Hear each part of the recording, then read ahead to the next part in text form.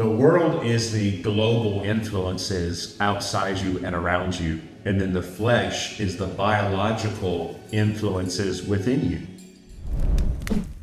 There is an entire world, an entire universe, if you will, outside of you that's not trying, like what the word is, harass, onslaught, trying to tell you this is how you should feel, this is how you should think, this is how you should live. And if you're honest, you know that you experience this on a day-to-day basis, and it's always changing. The world tells you one thing one day, the world tells you another thing sometimes else. It's no wonder that you struggle, because the message is always confusing and it's always changing. There's got to be some type of a standard. There's got to be some kind of a level field here, and the world is constantly an onslaught on that. The world's always telling you what is and what isn't moral. It's kind of funny. It's like, well, there's no such thing as morals. There's no such thing as truth. But yet the world's always trying to tell you what truth is and what morals should and should not be. And that is a constantly terrible place to live. And it's nonstop.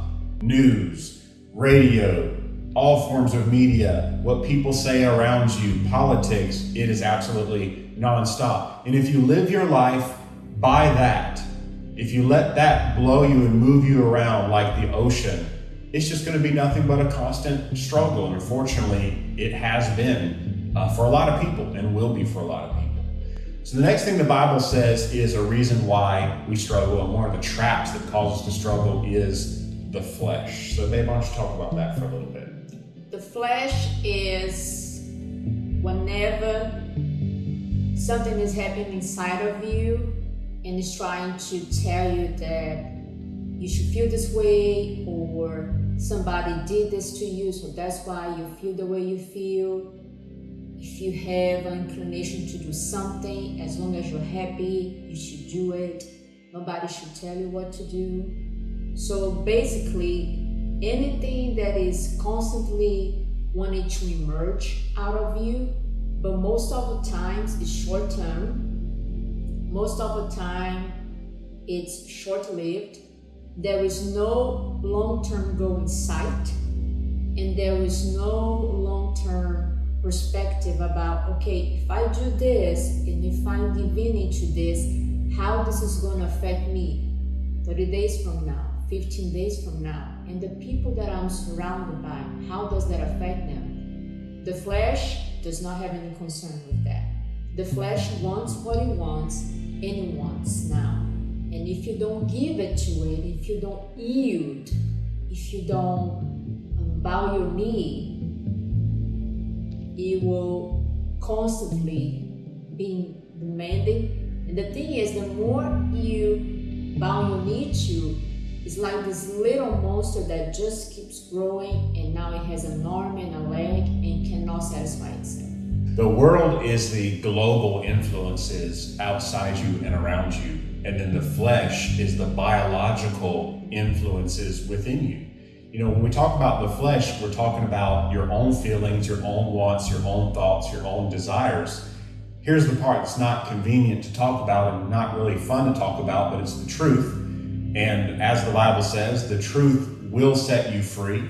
We're going to talk a little more about truth, but your flesh is just a combination of chemical, biological things going on. So a lot of times when we have a feeling, or we have an emotion, or we have a very strong desire for something, we try to say that that's something kind of supernatural or something really big or something really grandiose, but really all it is a biological, biochemical reaction.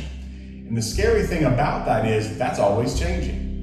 Something may cause you a chemical reaction that feels good in one moment. So you start making major life decisions, huge decisions that affect you and other people. But then that chemical reaction can stop. That pleasurable chemical reaction can stop for the thing that did used to cause it. And now all of a sudden something else causes it. And now you change your entire life direction based on that chemical change that happens within your body, and that affects your life and the lives of many people. And this is what causes addiction, and this is what causes relationship issues, because you're absolutely being, I hear people say, I don't like this idea of serving. I don't like this idea of like serving God or being a servant. But the truth of the matter is, everybody is a servant and everybody is a slave. So you are either a servant and a slave to something supernatural, something powerful, and something that only has your good at heart, or you're being a servant and a slave to your own chemicals that change on a regular basis and cause nothing but struggle in your life when you put your faith in them. That's tough. That's a struggle. And we're going to talk about how sometimes people think they're giving you other answers, but they're really just giving you a fleshly answer.